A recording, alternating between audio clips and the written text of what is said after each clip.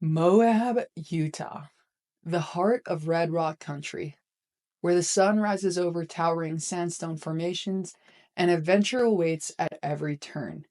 If you've only got one day to experience the magic of Arches National Park, then buckle up because we're diving into the best spots to hit all before the desert heat takes over. We arrived at the park just before sunrise. In the summer, Arches National Park has timed entry between 7 a.m. and 4 p.m.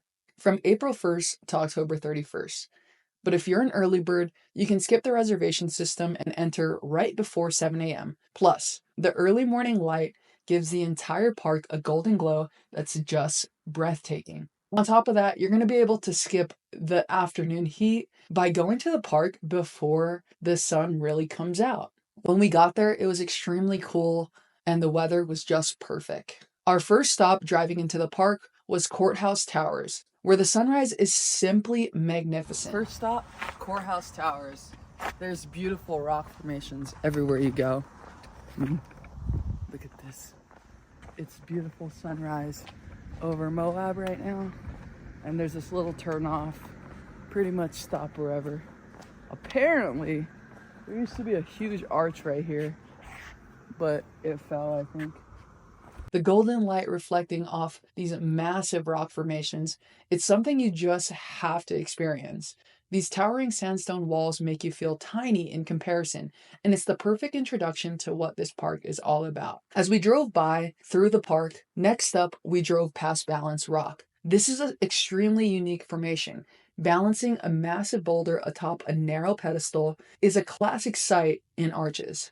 It's a quick stop, but even from the car, it's hard not to marvel at this natural wonder, balanced so perfectly as if defying gravity itself. Next up, we're going to our first hiking trail. We headed to one of the most iconic sites in the park, the Delicate Arch. You know it's super special because it's featured on Utah's license plates. And when I first moved to Utah, this was one of the things I was actually super excited to get was the Utah license plate because it had that super beautiful delicate arch on it. And I couldn't believe that we were actually going to see it in person today. The full hike to get up close and personal with Delicate Arch is definitely a strenuous one, starting from Wolf Ranch a mile back down the road. But if you're pressed for time or just want a lighter stroll, the Delicate Arch Viewpoint Trail is a fantastic option and what we opted to do instead. This viewpoint trail is mostly flat with a slight incline towards the end. Super easy for most hikers, and as you get to the viewpoint, there it is. Delicate Arch, standing proudly against the sky. Even from a distance, it's awe-inspiring.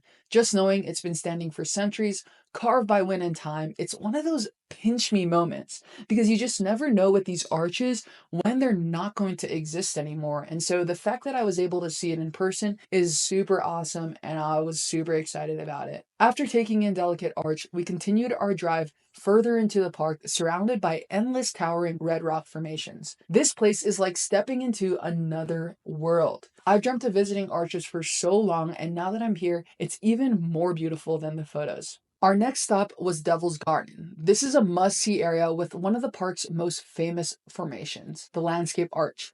This trail is generally easy to navigate. It's mostly paved with gravel, so you won't need to worry about scrambling over rocks, unless you really want to. As you get closer to Landscape Arch, the trail turns from gravel to sand, making you feel like you're truly wandering in the desert. Landscape Arch is one of the longest natural arches in North America, stretching a massive 306 feet across, and at its narrowest point, it's only about 6 feet thick. It's incredible to see something this large and delicate in person, knowing that one day it really could fall. I feel so lucky to witness it before that happens. Now, for those looking for a little bit more of an adventure, you can even scramble up some of the rocks at the end of the trail. Marcus decided to climb up a steep rock, and we found that the trail seemed to continue even further. But if you're short on time, this is a great spot to turn around and head to the next stop, so you can see multiple arches in the park. Now, our final stop was this windows area, which includes North Window, South Window, and Turret Arch. This trail is only about a mile round trip, super accessible, and should take 30 to 60 minutes, depending on how much you want to explore. Walking up to these massive openings in the rock felt like stepping into nature's cathedral. The scale of the arches is something you can't fully appreciate until you're standing right there, dwarfed by the sandstone.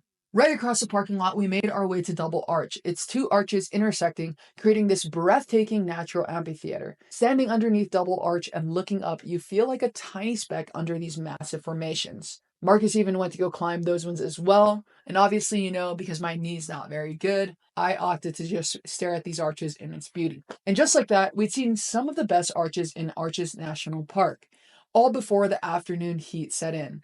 Delicate landscape. We did these ones, which is the window, and then we did the double arch. So quite a bit of arches already. I think we're good. This park has a way of making you feel connected to something much larger than yourself, and I'm grateful to have experienced it. If you're thinking of visiting Arches, even if you only have one day, don't hesitate. Get up early, hit the trails, and soak in the beauty of this incredible place. Every step, every viewpoint, every arch, this place is a treasure. Thanks for coming along with me, and I'll see you on the next adventure. Don't forget to like and subscribe. Hey, watch this video next. YouTube really thinks you're gonna like it.